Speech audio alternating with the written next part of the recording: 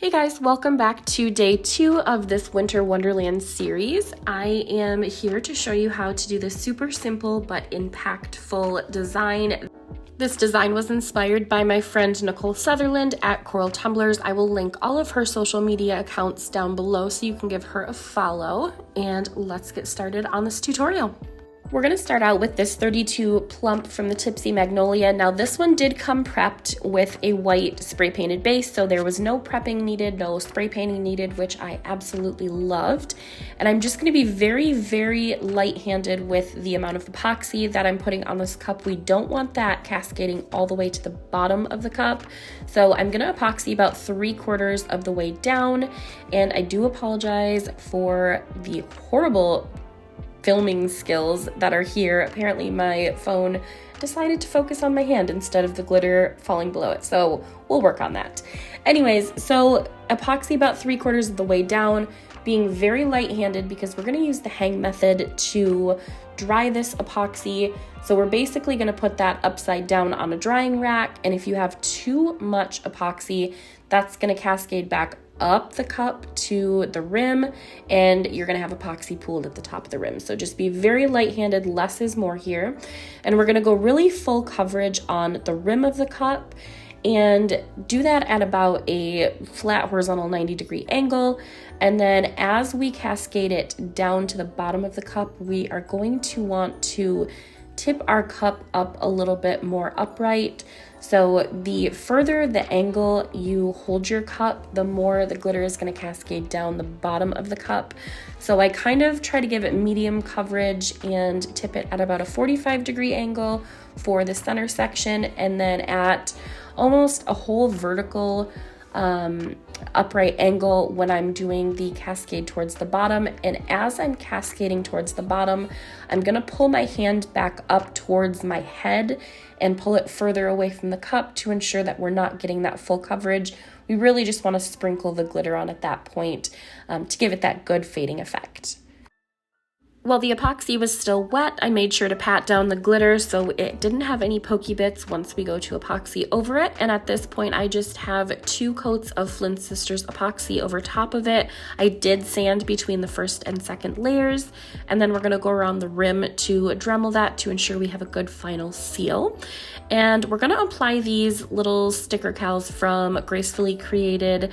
Now make sure at this point you have a completely smooth and glossy surface to apply these. You want to make sure that there's no sanding marks or anything underneath them, because the epoxy in the next layer will not be able to reach the sanded sections, so that will always remain foggy and sanded underneath the sticker cal if you are applying those to any sort of a sanded surface. So I'm just going to go around and trim this down and cut off any excess clear vinyl, just to ensure when the end kind of seam overlaps that you're not seeing the 2 pieces of the clear vinyl over top of one another.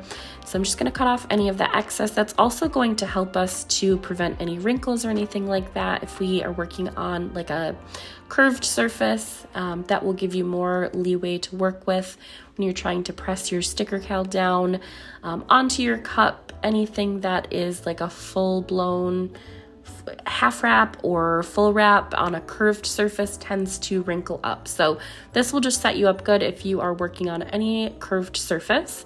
And once we've got that all trimmed down to size, we're going to use the hinge method to apply this. I did give it a little bit of a gap at the top just to make sure that it didn't repel around the rim area when we apply our epoxy. Anything that's butted up right to the top of the rim tends to not lay flat. So I did give it, I would say probably like 2 millimeters, wow, of gapping between the top, and then we'll just finish that off with just a vinyl stripe to make it look like a finished product. So using the hinge method, as I had mentioned, I'm just going to cut off about 1 inch of the backing on this sticker cal and then press that on while pressing the backing off. You do want to make sure that this is going to be completely straight on the top of your cup before you lay it down. If you don't, or if you lay it crooked, you can go around it with your cup edging tool to make sure that that does end up straight in the end, but just to prevent any headache, I would just make sure that it's straight before you apply. Once I get to the beginning point of this, I'm going to just cut kind of a wavy line here to mask the seam so it's not just a straight cut. And I'm gonna pull off the original start of that there because there's not so much element in that section, if that makes sense. So I'm gonna use the ending of this, which has more of the like holly berries and the pines and all of that as the ending, and then I'm just going to go back through and I'm gonna cut at a wavy line again. I'm pressing right here, I'm pressing down the seam of the original wavy line from the starting point, and then I'm just gonna take my X-Acto knife and cut back along that line.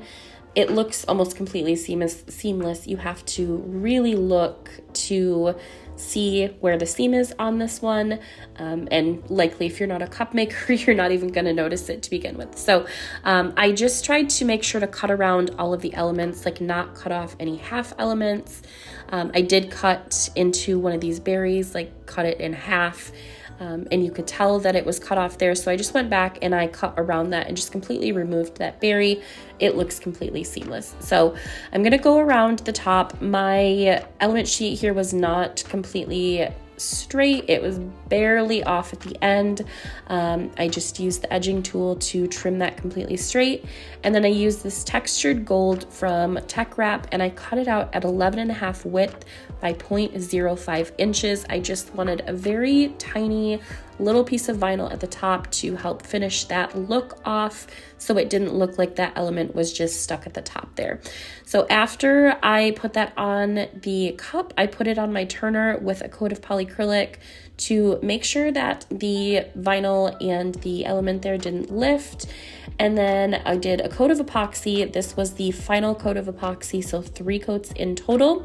And then we're gonna go into these little glowing lights that are on this floral element here. And I'm gonna put tiny little rhinestones on here to give it kind of a real life 3D shimmer. When you look at it up close, you'll see that it looks like the rhinestone is actually glowing. So I absolutely love that I added this element. It looks so great in person. You probably can't see it so much on video, but in person it is a stunner. So these are Golden Shadows, I believe, from Flynn Sisters Supply Shop. I will link those in the description with a discount code along with the epoxy as well. This is the last thing that we'll do to this tumbler, and I do let these sit for about 24 hours to ensure that the glue is completely dried before I wash them. Once I wash it, that will wipe off all of that wax from the wax pen after applying those rhinestones. And after that is dried and washed, this cup is completely finished. So let me know what you guys thought in the comments. Don't forget to like and subscribe if you're not already, and I will see you guys for day 3 tomorrow.